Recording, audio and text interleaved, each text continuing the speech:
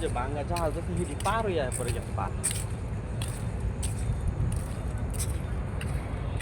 চিনি বলবে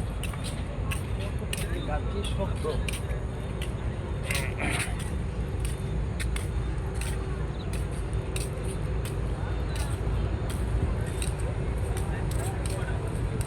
নৌকায় ঘুরে না বহুত দিন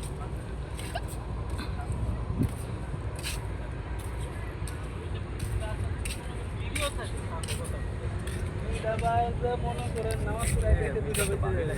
তার ভিতরে ফিরে এসে বাসা থেকে যদি বাইরে দিকে তিনটা বেজে যদি মনে করেন বাইরে